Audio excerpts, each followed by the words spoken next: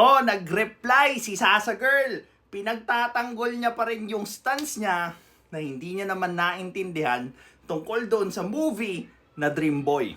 Well, himay-himay natin yung argumento niya, and this is Pinoy Extreme. Let's do this! This is Pinoy Extreme. Sabi niya dito, di nag-research. Part po ng festival yung film, sinisilip, at lahat ng film doon R18, amin lang ang X-rated.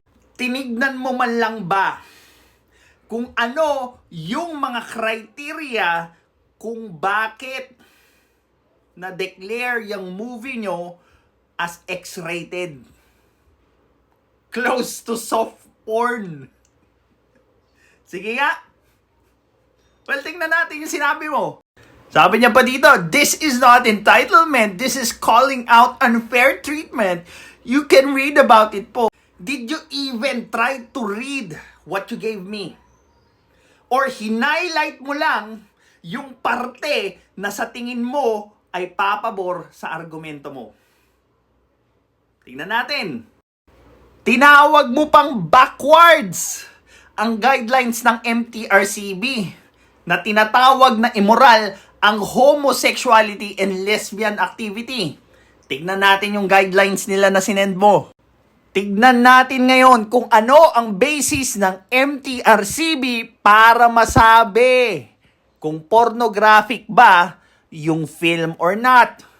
1. All explicit sexual acts, actual or simulated, such as but not limited to sexual intercourse, masturbation, mashing, licking, and fondling of sex organs. Ano, Sasa Girl, meron ba doon sa film na ganon yung tema? O, tuloy pa natin. Lewd, frontal nudity, and or exhibition of private parts such as but not limited to female breast exposure and pubic hair exposure, naked or through see-through clothing such as lace bikinis, wet t-shirts, and transparent negligee. Pangatlo, all sexual pumping scenes and movements whether the subjects are clothed or unclothed. Pang-apat, sexual exploitation and abuse of children such as pedophilia and acts of incest. And yung hinighlight mo lang. Panlima, perverted sexual acts such as homosexual and lesbian sexual acts, sodomy, necrophilia, and zooerastia. Yun. And deliberate panning of the camera to achieve a lewd and malicious close-up of sexual parts. Ngayon, papanoorin natin yung trailer ng Dream Boy. And doon pa lang sa trailer, makikita na natin kung yung elemento na sinasabi ng MTRCB ay nandoon sa Dream Boy.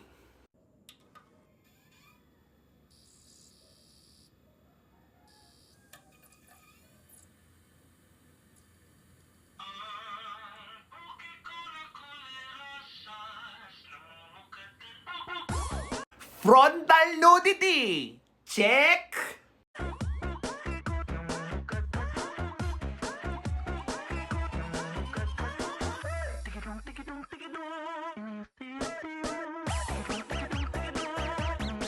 Oh, humping. Check.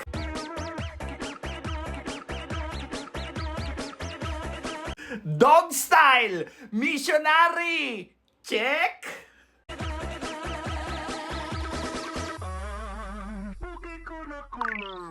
Fake orgasm, check. Oh. So, pasok na pasok sa X-rated yung Dream Boy. Tapos, ang hinighlight mo lang para magpa-victim ka, yung homophobia para at least hindi mapansin yung ibang numbers na nilaktawan mo kasi nga nagpapa-victim ka.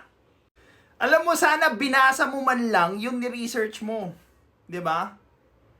Para hindi ka napapasubo. Well, figuratively.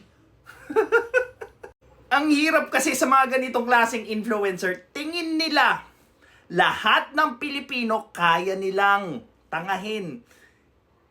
Tingin nila lahat ng Pilipino mangmang sa kung ano yung ginagawa nilang tactics para makuha nila yung gusto nila. Pero tumatalino na yung Pilipino ngayon. Dumadami na yung nagvo-voice out at nakakapansin sa kung ano yung maling ginagawa ng grupo ninyo. Before ka magpasa or magsabi sa akin na mag-research man lang ako, please, basahin mo muna yung pinapasa mo sa akin para hindi ka napapasubo. This is Pinoy Extreme. Have a good day.